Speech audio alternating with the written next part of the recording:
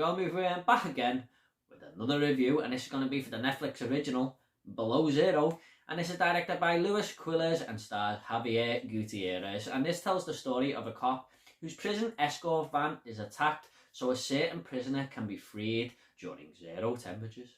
After hearing about this one, I kind of got my hopes up. Con Air, but with a prison van. Give me that movie right now. This story is very basic. It's not going to ask you to wrap your head around things. It's got standard action / thriller painted all over it, and you'd be right to think that's exactly what it is. Now let's just talk about some of the characters here, because a prison van full of cons might make for some interesting personalities, as you can imagine. And there's about 3 or 4 characters here who play a big part in the film, and each one of them had a little bit of something different to bring to the table, even if it was something very little. None of these are exactly sad as the virus, put it that way. But I always like to hear what these characters in prison for in these type of movies and what led them to this situation.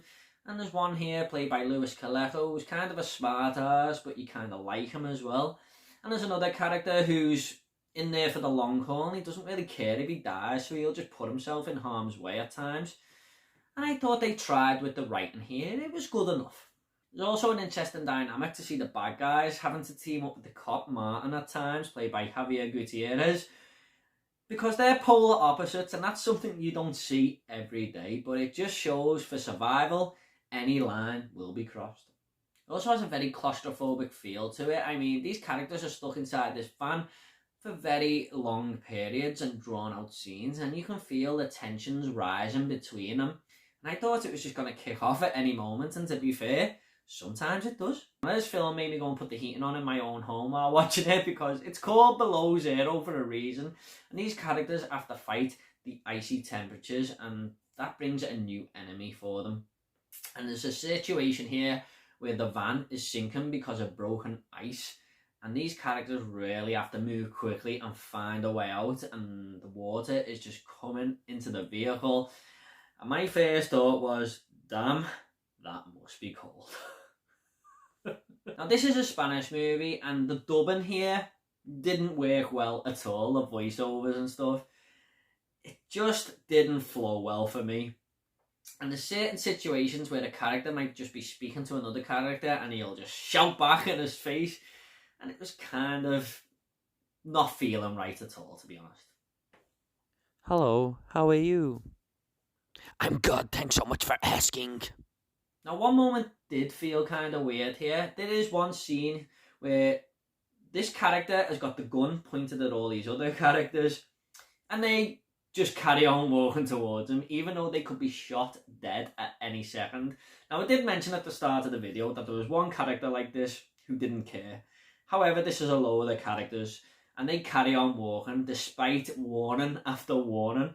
However, 5 minutes later, this other character faces the same set of characters with a fire extinguisher. Now, to be fair, he has just beat someone up on the floor with this fire extinguisher, but they all back off and they won't go near him. And it goes on for a good few minutes where they just won't go near this guy with a fire extinguisher. Since when was a fire extinguisher more deadly than a gun? Now my biggest problem with Below Zero was by the end of the movie they asked you to get on board with this certain character, and I understood his motives, to be fair.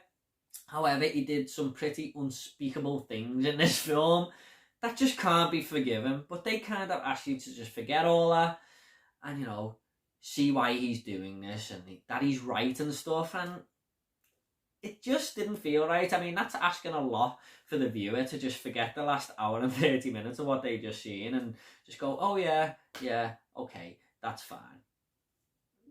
It just didn't work for me and felt totally out of place. Despite that though, this was a decent enough flick. Good protagonist, decent set of characters, and some nice action scenes to go with it. If you watch the trailer, you know exactly what you're going to get. I'm just going to go ahead and rate this movie now. I'm going to give Below Zero a 6 out of 10. Not going to blow anyone's mind, this film, but if you like these type of movies, there could be something for you here. I mean, I'm a fan of these films, and I got a kick out of it.